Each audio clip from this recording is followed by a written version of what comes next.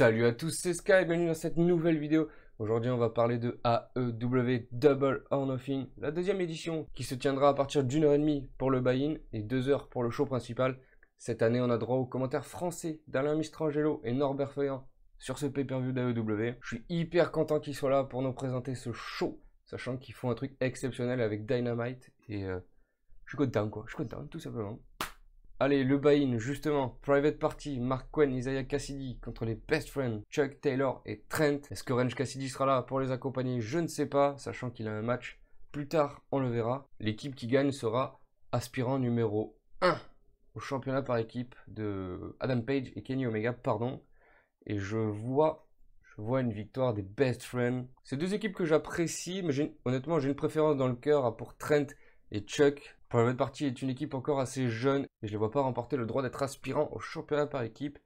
Donc, victoire de Trent et Chuck Taylor dans un match qui risque d'être honnêtement très sympa. Allez, match du show principal maintenant. Dustin Rhodes contre Shawn Spears. Dustin Rhodes qui revient d'une assez grave blessure provoquée par Lance Archer. Et d'un autre côté, Shawn Spears qui est un petit peu décevant ces derniers temps.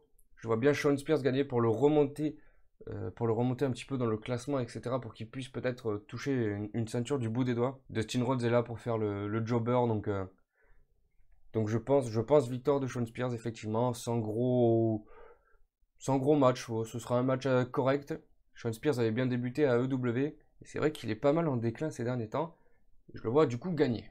Un Stadium Stampede match. The Inner Circle affronte The Elite, accompagné avec Matt Hardy, étant donné que Cody a un match plus tard, on va le voir. C'est le retour de Nick Jackson qui s'était blessé. On n'a pas réellement les règles du Stadium Stampede, mais bon, on va imaginer que ça va être un gros bordel dans un stade, ça c'est sûr.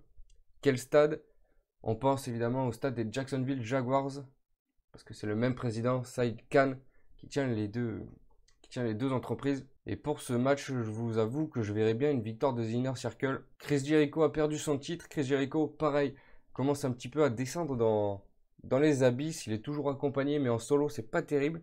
Moi, je vois bien une victoire de The Inner Circle avec un gros Chris Jericho et un gros Sammy Guevara. Je vois bien une victoire des Heels pour remonter un petit peu le niveau de The Inner Circle. Et d'un autre côté, on a quand même les débuts de Matt Hardy en pay-per-view et le retour de Nick Jackson. Du coup, j'ai quand même du mal à donner une défaite à The Elite. Mais bon, je vois bien victoire de The Inner Circle.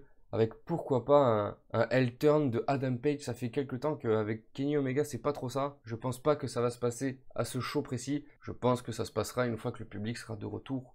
Mais bon, quand même victoire de The Inner Circle. Nyla Rose défend son titre de championne féminine contre Hikaru Shida dans un no DQ match et no count-out match.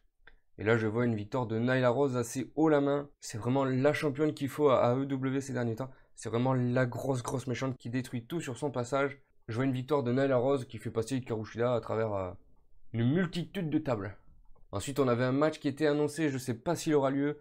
Britt Baker contre Chris Statlander. Britt Baker se serait blessé apparemment au dernier Dynamite. Pour l'instant, à l'heure actuelle où je tourne la vidéo, on est le 22 au soir. On n'a pas de nouvelles sur ça. Mais il se pourrait que Britt Baker ne soit pas disponible pour le show du 23. On verra ça demain, mais sinon, je vais donner ma victoire à Britt Baker. Britt Baker qui est vraiment au top de sa forme elle aussi en ce moment. Chris Statlander un petit peu en deçà. Et je pense que d'ici quelques semaines, voire quelques mois, on aura Britt Baker contre Nyla Rose pour le titre, c'est certain. Allez, pour moi, un des matchs qui me chauffe le plus de ce pay-per-view, le Casino Ladder Match. Le match commence en 1 contre 1 et des participants rentrent toutes les 90 secondes. Au final, il y aura 9 catcheurs, mais on en a simplement 8 d'annoncés pour ce pay-per-view. J'ai bien hâte de voir qui sera le dernier. Donc dans les participants d'annoncés, on a Darby Allin, Colt Cabana, Orange Cassidy, Rey Fenix, Scorpio Sky, Kip Sabian, Frankie Kazarian et Luchasaurus. Je suis pas mal intrigué par ce match.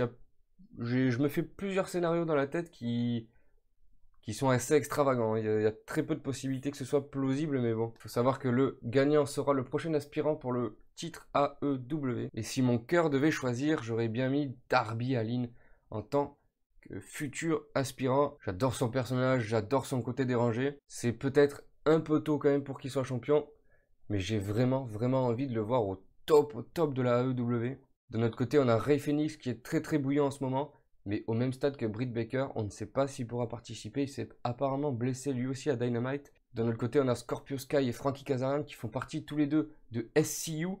Comment ça va se passer? Est-ce qu'ils vont se trahir? Est-ce qu'ils vont se céder?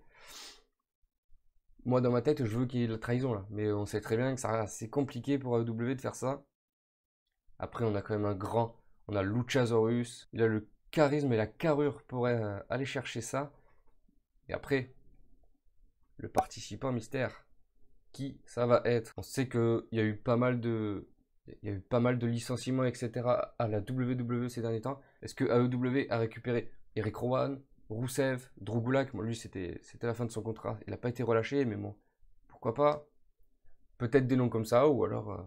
ou pourquoi pas Marty Scurll, qui est l'un des membres de The Elite, la faction de catch The Elite. Un beau copain des Young Bucks, Kenny Omega et Cody. Pourquoi pas les débuts de Marty Scurll à AEW? On sait pas.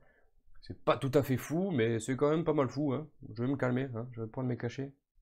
MJF contre Jungle Boy. Le gros méchant MJF contre le grand gentil Jungle Boy. Ça va sûrement être un match très sympathique. Moi, je vois bien la victoire de MJF pour le rebooster lui aussi. Il manque un petit peu de dynamique ces derniers temps.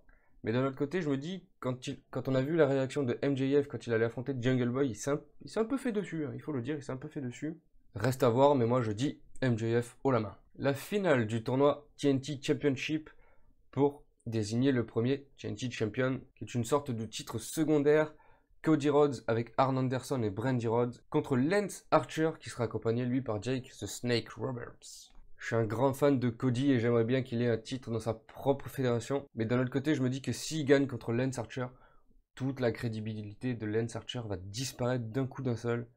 Et ça sera pas bon pour les affaires non plus. Je vais donner la victoire à Lance Archer pour ma part, dans un match qui sera vraiment vénère. Et hélas, Cody, une fois de plus, n'aura pas sa ceinture à AEW. Il faut savoir que ce sera Mike Tyson, la légende de la boxe, qui remettra le titre au champion, au premier champion même. Et pour moi, Lance Archer, je me répète. Et enfin, Jon Moxley, le champion majeur d'AEW, contre Brody Lee, The Exalted One. Et une fois de plus, ça aussi, pas facile à pronostiquer. Je vais donner la victoire à Jon Moxley. Il a vraiment de la gueule, il a vraiment un bon charisme, un bon catch, il est bon au micro. Donc je veux qu'il reste champion AEW, mais d'un autre côté, j'adore Brody Lee, j'adore le personnage Exalted One, avec tous ces foufous là, avec tous les starbés comme ils disent.